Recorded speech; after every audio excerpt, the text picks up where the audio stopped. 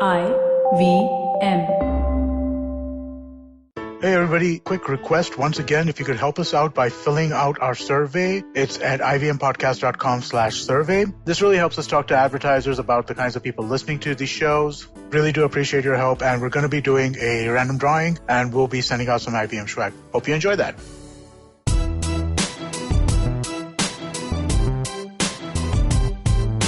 Hi, I'm Zarina Poonawalla, your peak performance coach, life coach, emotional intelligence practitioner, and NLP practitioner. I'm also the founder of Abso Expertise Unique, and my organization constantly aims at building leaders across continents. After having worked with so many dynamic business honchos, entrepreneurs, startups, CEOs, management gurus, parents, and student communities worldwide, I am convinced that every individual has unleashed potential, and all we really need to do is realize it. Watch the magic unfold, enhance quality of life, relationships, and professions. On my show, be ready for some riveting conversations with inspirational people, snippets, stories, and much more. So here I am on this exceptional journey to find empowerment and inspiration anywhere I can. Come join me on this breathtaking path of self-realization, potential maximization, positivity, and most of all, embrace your inner power. You are on your way to empowering yourselves. Welcome to the Empowering Series with Zarina Poonawalla. On today's episode, I'm in conversation with a prolific entrepreneur and an illustrious educator. Please welcome Mr. Aakash Chaudhry, co-promoter and CEO of Aakash Educational Services Limited and founder and trustee of Plaksha University. Hi Aakash, how are you? Very well, Zarina. Thank you so much for having me on this show. Thank you for being here. It's such a pleasure and honor to have you because it's always interesting to have people talking about education, and you've done some wonderful work. You know, you're a flag bearer in so many ways. So your thoughts are going to be absolutely insightful today for us. Absolutely glad to be here and happy to share our experiences. I would say before Corona and after Corona and while in Corona. I'm sure there are a bunch of lessons that we have learned, and happy to share with everyone on the call. Wonderful. So now that you've mentioned Corona, let me start by asking you, Aakash, we've come towards the end of the year. So how has the year been treating you? You know, the lockdown, the pandemic, and the post and pre and everything together. How have you been through it? To be honest, we did not expect ourselves to be standing strong and tall at the end of 8 months post-lockdown. Mm-hmm. The lockdown was announced. It was absolutely a sudden phenomena, and we were not at all prepared as to what we can expect. And to be honest, we expected this whole situation to sort of go away in one, maximum 2 to 3 months.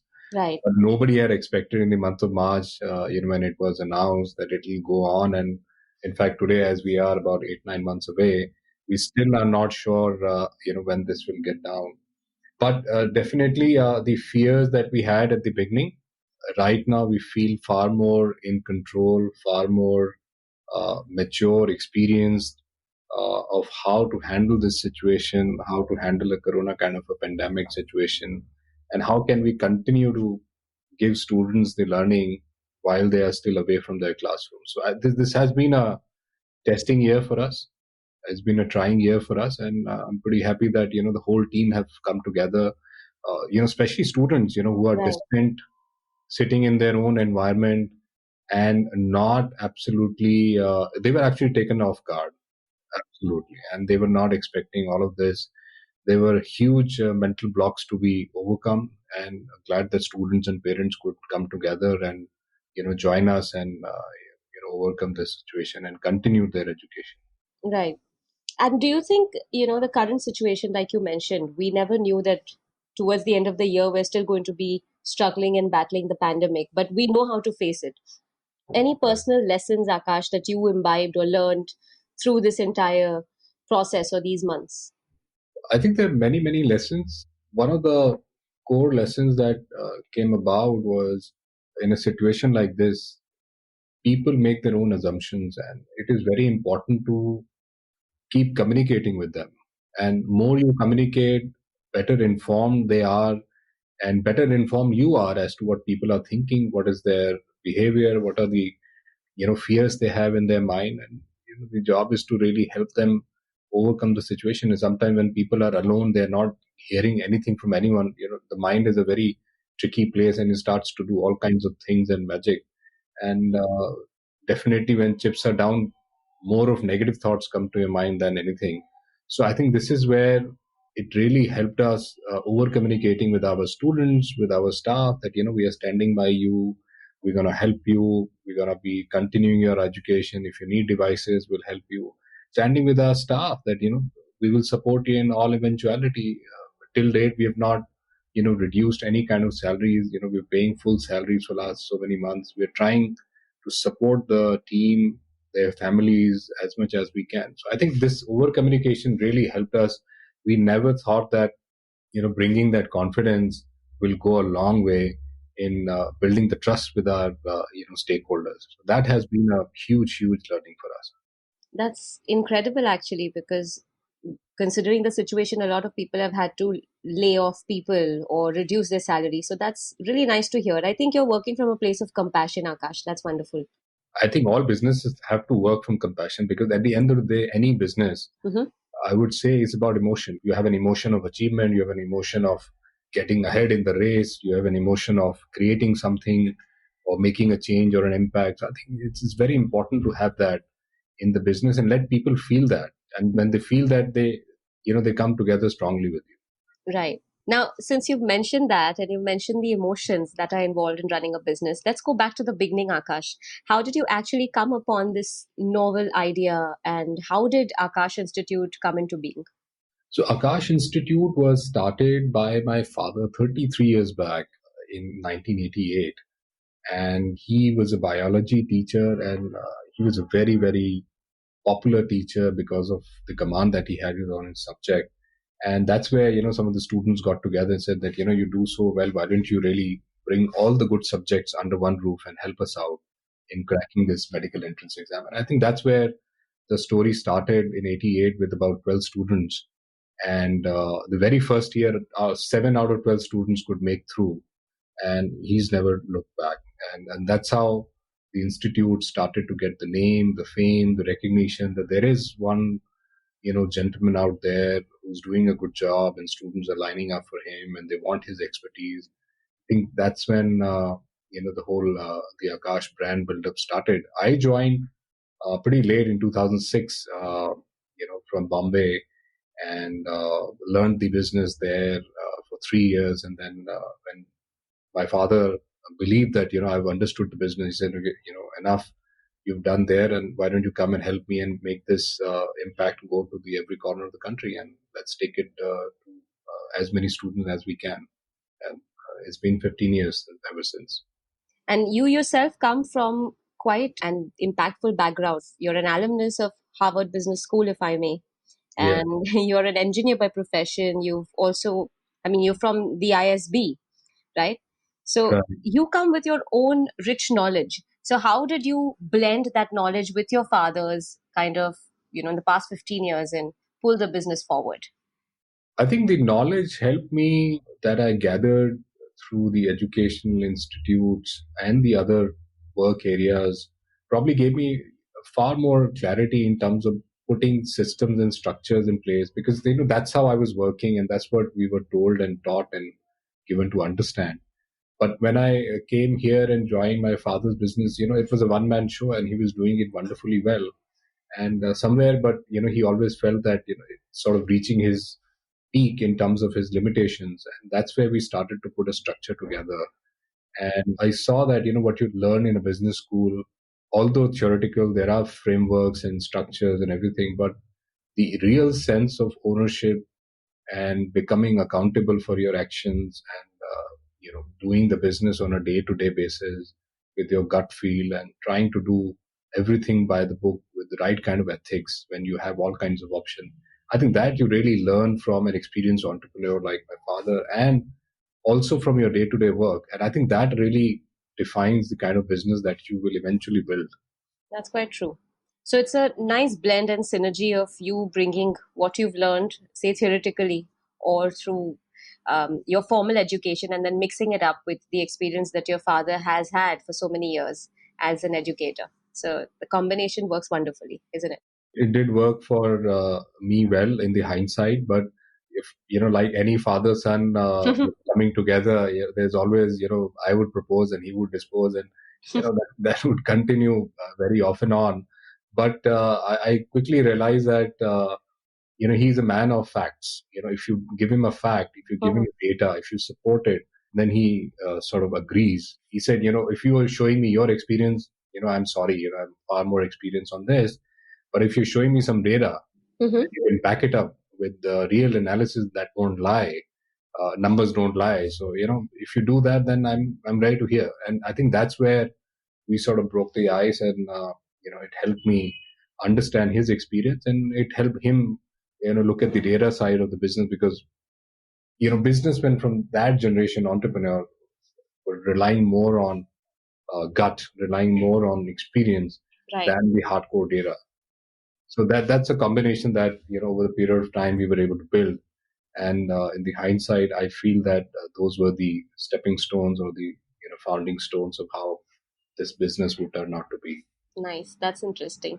How about the fact that in 15 years, the education industry itself has seen quite a change? Yes. What is your, take on that? Do you think there's a change in the education industry? Of course, with the pandemic, we've gone virtual, and we'll talk about that. But the whole phase or the whole journey that you've seen across many years, what are the changes that you find here? You're right. I mean, there are so many changes that have happened in education sector. I can't talk about many of the other sectors, but of course, where I'm deeply involved, for example, test prep, and now recently with Plaksha. So the fundamentals have remained the same, in the education, where the teacher is, the guide is someone who is the core of, this industry. If I could draw a parallel, hospitals have come through an age, but it's the doctor that really makes a difference in terms of treating the patient, or doing the surgery, or really doing the prognosis that really helps the patient. So here also, the fundamentals have remained same. And recently, so the traditional education of chalk and talk, if I can say that, has migrated to a lot of education technology, as we call it, edtech. But surprisingly, a lot of people who weren't from the education background have moved into or jumped into edtech as an opportunity. Obviously, they've done something really, really good in terms of creating products and services, but somewhere, it sort of lacks the academic flavor, the pedagogy, the curriculum development, ethos of putting the whole service forward in front of the students. So I think that's where I somehow feel that the essence has been lost in some of these initiatives or the changes that have come in the education sector. But overall, the stakeholders are still the same. It is the student, parent, and teacher, and they are working on the mental, physical, social, and spiritual, all four aspects of this student upbuilding or wellness. So I think that's where we are, I would say, in my opinion. And with the pandemic, most schools and colleges and institutes, like I mentioned earlier, have resorted to virtual learning. And what has been the approach for your institute? And how have you all been, managing the students, parents? You mentioned already, Aakash, that parents and students have been wonderful, and they've been really encouraging in this process, supportive rather. So how has that support been put together with the way you've been functioning as an institute? So, like for any physical education institute, this was a major shift. Mm-hmm. And I remember 22nd March when this was announced.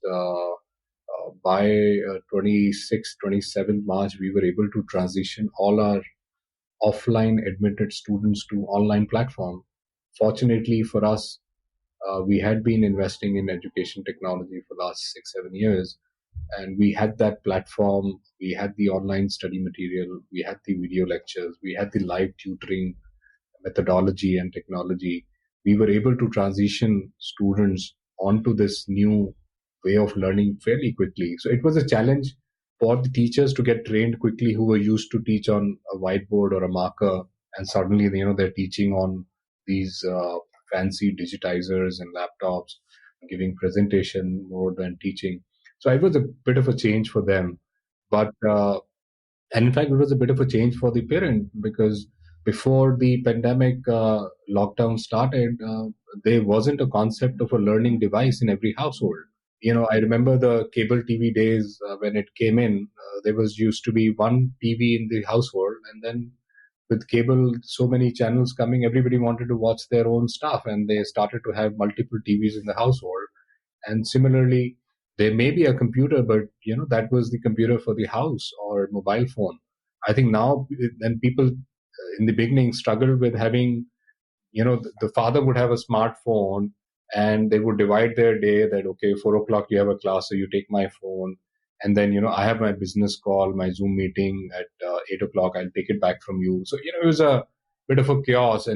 But, by end of April, people started to realize that this is not going anywhere. We have to take admissions, we have to start studying, we have to support with right kind of infrastructure, whether it's internet, whether it's electricity, whether it's devices. So I think the entire ecosystem went through a very steep, very, very steep learning curve on moving from a non-tech to a tech platform. And there have been some instances where people were hooked on to some kind of technology. So it was easier for them, more easier for, of course, the students, because they learn fairly quickly. But, for the parents, it took a bit of a time. And for teachers also, it was a bit of a challenge. But now they all are fully geared up, and a lot of them are, questioning 6 days a week, 5 days a week kind of learning in a physical environment, whether we would ever need that. Max, we would need like 2-3 days of discussions in physical presence of the teacher. Rest we can study from home. Oh, is it? So basically, you're thinking of this long term eventually. I believe there would be a section of society that would be in the middle of a fully offline or a fully online, somewhere in the middle, where they would want to see a sweet spot, depending on their travel commute issues and their financial issues in terms of affording a program. So they would want to look at this probably for a long term. And do you see a difference in the attention span and focus of students in this new sort of hybrid learning model? Because, I mean, as a coach myself, sometimes when I'm sitting even with adults and having a conversation with them on Zoom, I'm not sure if I'm connected, Sometimes it just feels like the teacher is speaking or the coach is speaking, and you're not sure if your students and your participants are connected with you. So do you think students have an issue with that kind of focus? Is it different? Oh, yes. So, in fact, obviously, when we are doing these classes, there is, regime of marking their attendance, who's online, who's not online, and who's responding to the questions of the teacher, and who's not responding, we're marking absent. Oh. So, and then we send these communication back to the parent, and, parents are calling us because, as a company, what we do here is all senior members, including me, they have to talk to a parent a day. Oh, wow. And when we speak, parents said ki uska absent laga diya aapne, this guy was absent, and I know my child was sitting in front of me. And then when I saw the message, the kid was on Instagram or was on YouTube or something. So obviously there is a huge concern in terms of, keeping the child focused. And it's a fatigue. Before the corona, parents had issues like, travel time, cost of education, quality of teaching, variability of education. Oh, I'll have to move outside of my city. Is my child safe? Now they're having a different kind of issue. Oh, look at the screen time, it's gone up. My child is too young to learn online. Are students even really learning or not? How do I engage my kid who's sitting like at a distance? How do I bring the competitive spirit because I'm teaching for competition exam? Is this program worth my money or not? So the questions are totally different now, what it used to be in the minds of the parents. Yeah. And how do you help answer these questions? I mean, I'm sure that you must be bombarded with most of these questions. Oh, yes, absolutely. So I would not say that we have been able to answer all the questions. For example, something like a screen time, too young to learn online kind of question, we absolutely have no idea. What we can do is, if there is an increased screen time, there are increased, physical and eye exercises that we, promote, so that even if there is an increase of time, it does not really impact them on the health side. Is the student learning? So we've increased the online assessments in terms of engagement. Now, every 15-day, one of my teacher talks to a student one-on-one, which wasn't the case earlier. So, we're trying to go as close as possible to the student, to the parent, just to hear what kind of pain are they going through. Can we lower it with some engagement or changing our pedagogy to some extent? So, is it worth my money or not? Introducing new programs which are lower price because everything is online. So we are doing all kinds of jugglery to manage these periods, these crazy periods. But some of the times we are succeeding, some of the time we are learning our lesson that this is not working out. The parents are not liking it. The students are not accepting it. So why don't we change, bring in something new? So this is an ongoing process for us as of now. I'm sure it's going to take some more time for us to know how the student should respond, if ever something like this happens again. So there are different permutation combinations you're trying and seeing as you go forward and figuring it out. Yes, That's nice.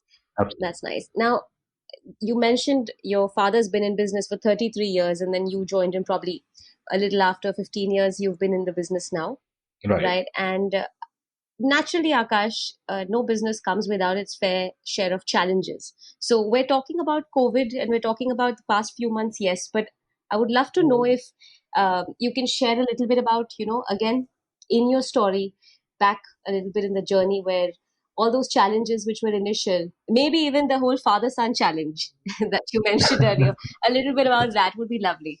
No, I started this, in Bombay, and I was working in an IT company called Cognizant. Mm-hmm. And, we started in Bombay day one. My dad sent the entire, set of teachers from Delhi to Bombay. And, these guys took the first lecture and every student was happy. And I was like, wow, what a great feeling. How satisfying it is. This is a cakewalk. And next day morning, two teachers left. And, since I was not into teaching, I was absolutely lost. I called my dad and I said, what have you given me? I mean, I was so happy in that IT world, 5 days a week. This is 7 days. I'm here. And, these guys have no professionalism. Where am I working? And those were some, initial stories and hiccups that made me really go deep. Okay, there exists a problem. So even if a teacher leaves, I need to have enough supply. So when I came back to Delhi, one of the first things we did was to create a campus program of hiring top talent from India's best institutes, and motivate them to become a teacher, because teaching talent typically is not by choice, it's out of compulsion. So I thought, what about if we pay them well, if we give them a great career path, we keep them excited and bring them from the top colleges.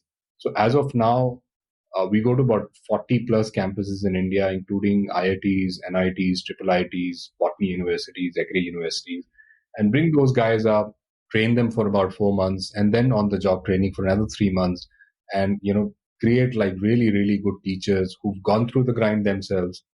And, they've been trained by the masters here, and they become fantastic teachers. So I think availability of talented academician was one of the challenges, and which I realized very, very early in getting into this side of business.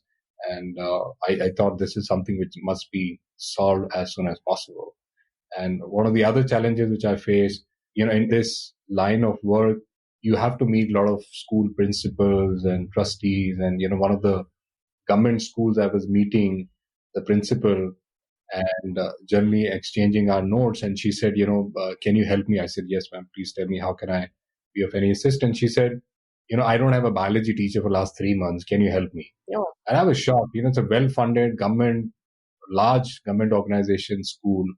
And if they are facing challenge in a city like Bombay, which has, ability to attract talent, what about kids who are living in tier 2, 3, 4 towns? And when I came back, one of the other projects that we started along with campus was to create a digital footprint, handpick my top teachers, make them record the content, and start shipping CDs and DVDs, in those times. So these are some of the incidents that, were challenges, were actually roadblocks, and we tried to overcome them by thinking a bit obliquely at that time. But it appears that, those were the sort of building blocks of what the world will become, in 2020, everything is online and edtech. Right. I think you built yourself for 2020 much in advance. You were sort of anticipatory about the conditions. But I wouldn't want the world to see Of course. an event like Corona ever. But yes, somewhere, you believe that you're just enacting a role that has been selected for you. You're just part of a bigger plan. True. You mentioned teachers, Akash, and how it's so difficult to actually bridge that gap. And you've done that Yeah. wonderfully because you paved a career path and you kind of created that opportunity and demand for teachers. But do you think that's still a profession which is underrated, underpaid in general? Oh, yeah, hugely. I think teaching profession is hugely underrated. Thanks to some of these edtech boom that has come, and obviously, along with this, some quacks also have come up. That's a different story. But I believe education in India is absolutely, and especially teachers, are underrated. They're looked down upon. I don't know anybody can even stand for an hour. These teachers stand 8 hours and they keep speaking. It's a very, very demanding profession, and you have to do that with full energy, with passion, because if you lose passion, you're not able to connect, Right. and if you're not able to connect, your job is not done. And I've seen teachers, it's like a routine. They get into a class 3 hours, 4 hours, they come out, there's a lunchtime. They're solving doubts and taking a bite from the other hand, and they're having a cup of tea, and then they're resolving students' emotional outbursts. So, I mean, hats off. I mean, this is a very, very, I would say, not so well recognized profession in India. And having been to Harvard and places like ISB, where teachers extremely well revered, respected, seen as pillar of the society, I think this is something that needs to come in. Some of our brightest talents must join education, if not in teaching, but in terms of administration, so that this needs that talent today. And that is one of the reasons why we went to these institutes. And idea was to infuse high quality talent in this sector, and not somebody who would want to do a part-time job and sort of run a second income. Right. This is a far more demanding career. The German vice chancellor was asked once, we are all paid so well, but why is this teacher paid so much? I'm a doctor, this fellow is an engineer, this guy's an architect, this guy's a CA. He said, how can I pay you more than the person who created you? So, that's the value system that we need to bring in here. Right. I think that's missing too. And it's quite a thankless job, to be honest. And also the fact that, recently, if you notice around you, parents also kind of take the liberty of speaking down to teachers instead of the other way around. That respect is missing. I think maybe a couple of years ago back, a generation prior to this one, we still had that. Parents were still very, very respectful towards teachers. They would listen. Now it's the opposite. Everyone's arguing with teachers first and then with dealing with their kids. No, you're so right. And it all starts from the home. If your parents are respectful and careful in dealing with the teacher, or what they talk about, say about them, students, I mean, the children learn that. Right. Yeah. True. And now that we're going back into this whole new normal aspect, everyone's talking about the new normal. There are some new, jargons out here with the COVID related situation. And post lockdown, a lot of people have started working again. So have your institutes opened, and what kind of a safe environment, and how are you kind of creating that safe learning environment in this new normal? So as of now, the government has allowed us to open our centers only for the purpose of administration and admissions. The classroom teaching has not started yet at any of our centers. However, in some states, the state governments have allowed, with the permission of the parents, students can come to the education institute for the purpose of doubts or meeting the teacher for any academic purpose. So full-fledged classes we have not started. We've started with some doubt sessions, some student-teacher meetups, and in the states where it has been permitted. But on the whole, it still remains shut for the education purposes. The education right now is continuing in the online format. as part of our live tutoring program. And what do you think will be the key factors when you actually have to start creating that space for your students to physically be there? So I think it's something again which will be an absolutely new arena for anyone who is in education. There will be some mistakes that definitely will happen, but what we have done is we are also closely monitoring what is happening not only in India but outside. For example, schools in China, Korea, they've opened up, and they have a very very clean and well matured SOPs of running classrooms in a pandemic situation. So we are trying to emulate a lot of those practices and try to prepare our branches with the social distancing and mixed learning. In fact, one of the new things that we have done is a student can choose to study at home or come to class. He or she will get taught by the same teacher at the same pace. Mm-hmm. So what we've done, we are connecting all our classrooms online. So basis your batch, you can connect to any classroom, what's happening, what's being taught there, and you can interact with the teacher also. So I think this is something, there's a bit of innovation, technology intervention also that will play part of the SOPs that we are going to roll out with. But one of the other things that I have personally realized in this COVID situation is health is supreme. Right. So obviously, if I have realized that, and I wouldn't want to, put any of my child or staff members to any kind of health risk, which we have to repent on later. So this is priority. Given the parameters of safe working, we will take our tiny steps and come back to normalcy. Hopefully by Jan Feb, we will be in a much better space. And what do you think the students will need to do when in 2021, let's say when we're getting into that newer phase, like you mentioned? Do you think kids will have to work harder to get back into this different zone again? Because there's been a fluctuation and the transition either way has not been smooth for students. And also because, they're looking at their profession and studying for such difficult subjects and for competitive exams is not an easy feat by itself. So do you think that's going to be slightly harder for them?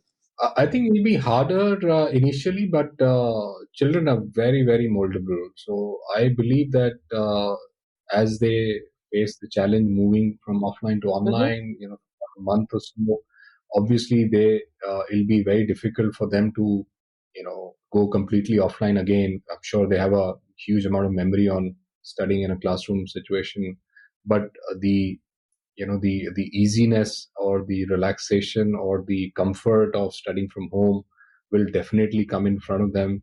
And obviously in online environment, you can choose to study from A versus B teacher or B versus C teacher, but in a classroom situation it sort of gets restricted. So obviously there'll be questions around the quality of teaching and the teachers that goes on in the physical classroom when we go back. So obviously there'll be some pain, I don't deny that. But as everybody is fallen in line in the online world, I'm sure kids will fall back in the offline world with the right kind of mentoring and motivation. Right, certainly. And do you reckon that securing seats or being able to pass with flying colors for those exams in the future is going to be slightly easier, tougher? Do you think 2021 is looking smoother in terms of that?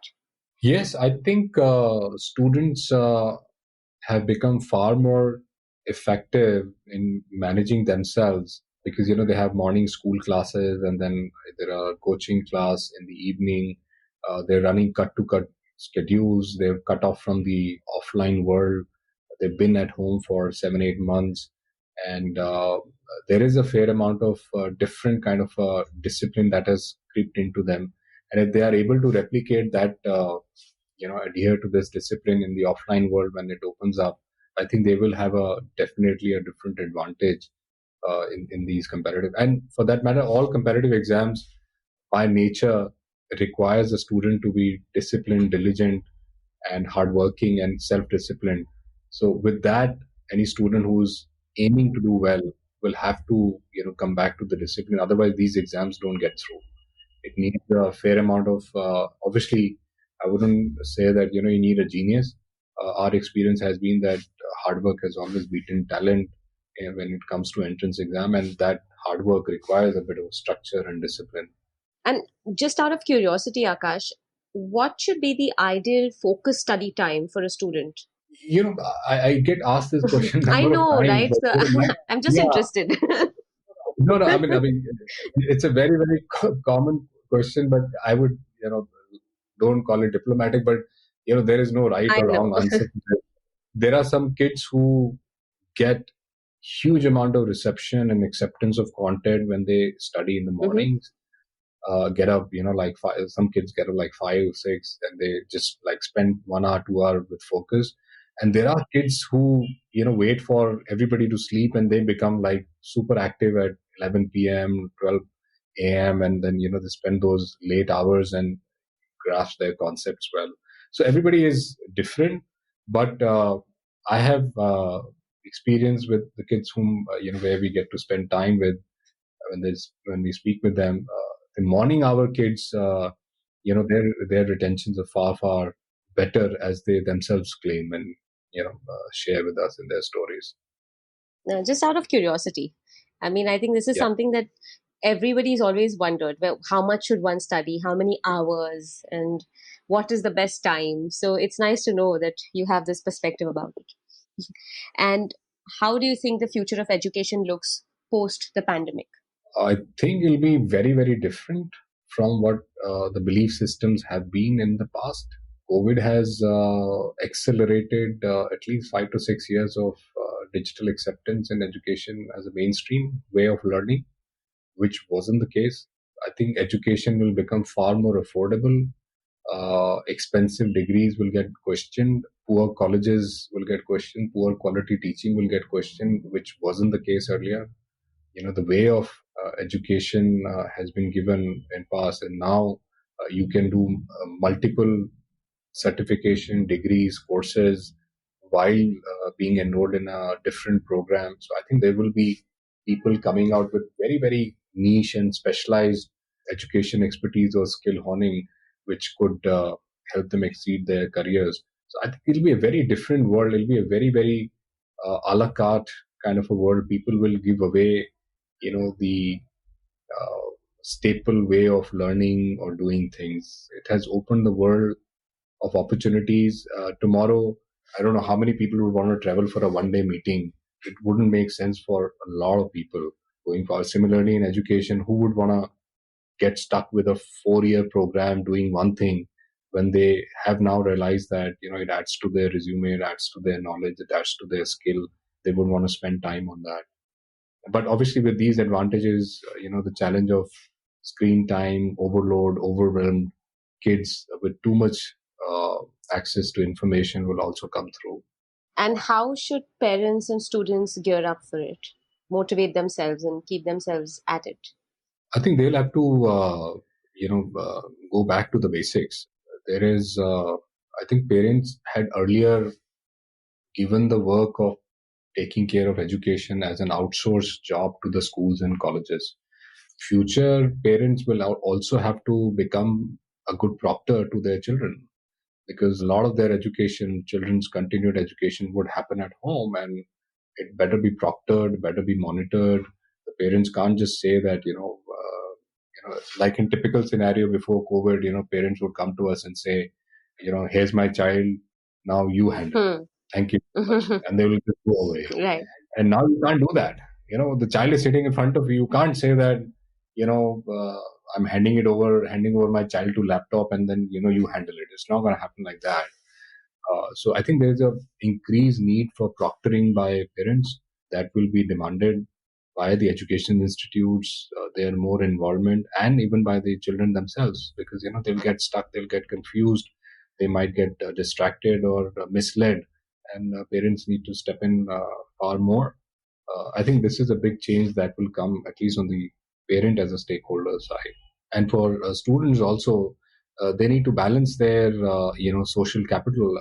Hardly any physical activity in last 8 months for kids. If you compare it previous months or years, they'll have to become far more rational. They will have to move outside of the possessiveness or the pressure, because this social capital is putting a lot of pressure. Kids are getting bullied online. There is this, and this is going to further increase because everybody's sitting home on Instagram and they want to look good, and they want to talk good, and they want to get their likes, and so it's all bit of a social enigma that they need to protect themselves from.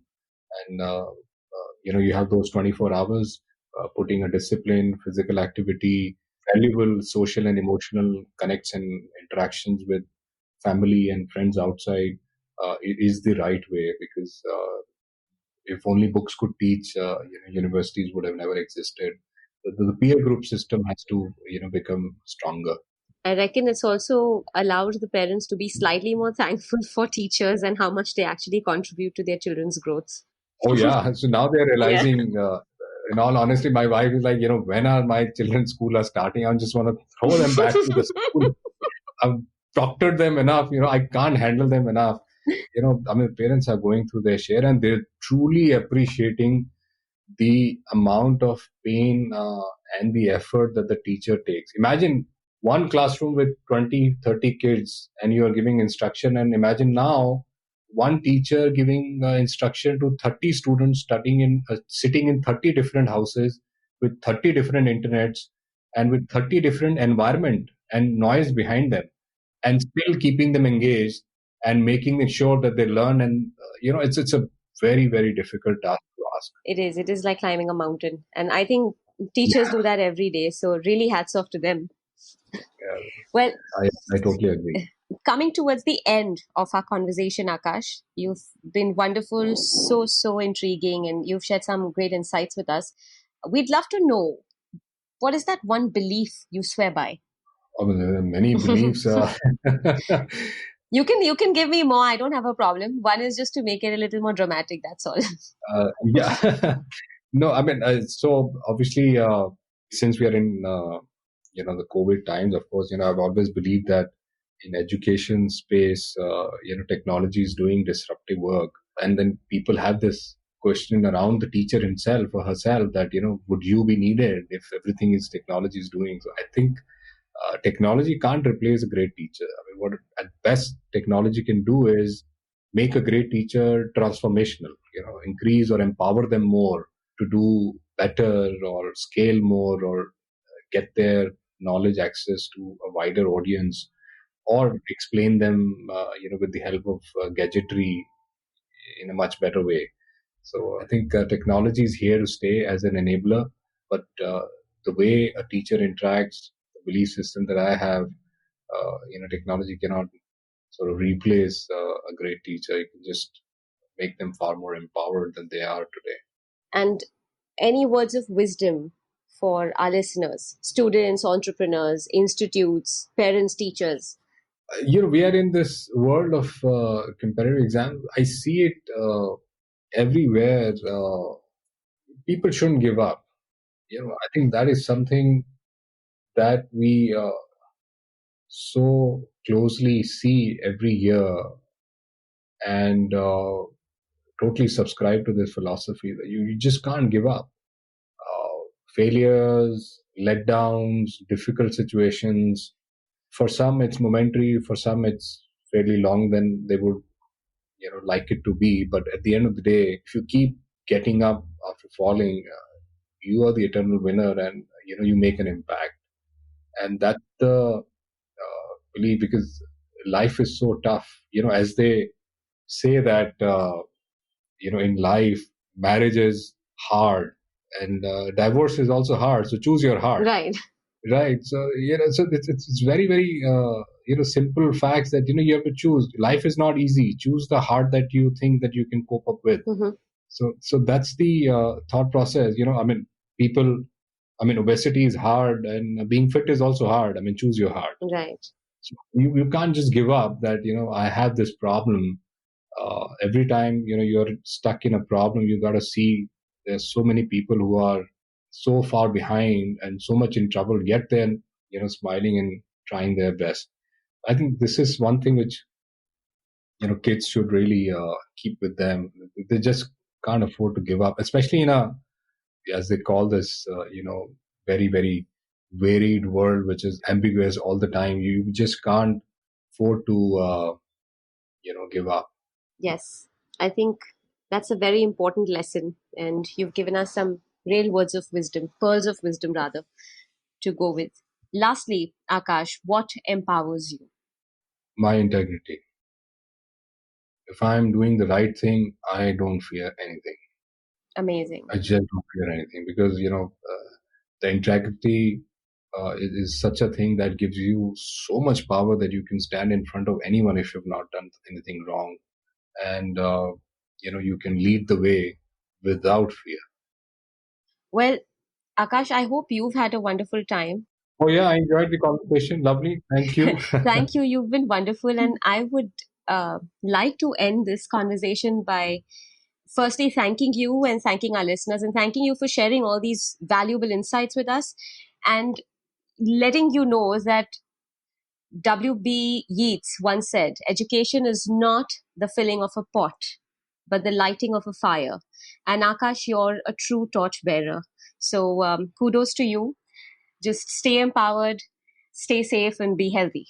Thank you so much. And I hope everybody, at your end, at your family and kids who are listening, people who are listening, to remain safe, follow all the protocols of the government. Can't end the show without saying this because, this is the need of the hour. I'm sure everybody's taking care, but, continuous care is what we need, to interject the spread of corona, which is spoiling many lives, many businesses, and setting us back in the economy. And obviously we have to rebuild it. Lesser the amount of effort that we have to do, is better it is for us. So just stay safe, stay home, and maintain your social distancing. Stay happy. Thank you so much once again, Aakash. Thank you. My pleasure. If you liked this podcast, don't forget to check out other interesting podcasts on the IVM network. You can listen to us on the IVM Podcast app or ivmpodcast.com. You can also follow us on our social media. We are at IVM Podcast on Twitter and Instagram. I hope you enjoyed that show. If you aren't following us on social media, it's 2021 now. It's time you did. You didn't in 2020. That was bad enough. But now in 2021, you really, really should. It's IVM Podcast on Twitter, Facebook, and Instagram. And a quick reminder to everybody, just please help us out with our survey, ivmpodcast.com/survey. We've had a number of you fill it out so far, but we want to shatter last year's number, right? Really, really blow that up. Go fill out the survey over there. If you do, we'll select from the emails that we have got submitted, and we'll be sending out some interesting swag to people. So what should you be listening to this week? First thing I want to talk about is the unprecedented episode. We did a triple crossover. Vineet Kanabar from Storytellers and Storysellers, Varun Dugirala from Advertising is Dead, and Karthik Nagarajan from the Filter Coffee Podcast all got together and put together a mega episode. Do check it out on whichever of their feeds you want. It's available on all three. On Naan Curry, the guy spoke about the history of alcohol in India. It's got a longer history than people would think. Definitely do check it out. Another show I want to call out this week a little bit is The Note by Maruk Inayat. Maruk had 2 fantastic episodes this week. She did her first episode with Amitabh Mattu about the elections in Kashmir, and then she did another one where she told the story of how she faked her identity to interview Benazir Bhutto. Definitely do check it out. And with that, I hope to see you again next week. In a world of masks, you can't see our lips smile. But that's fine, because our eyes smile, our hearts smile, our entire being smiles. And when you hear of ordinary Indians doing extraordinary things, the nation smiles. A happy and beautiful smile. You can catch Smile India with Shifa Maitra every Monday and Wednesday on the IVM Podcast website, app, or wherever you get your podcast from. It's a 5-minute smile.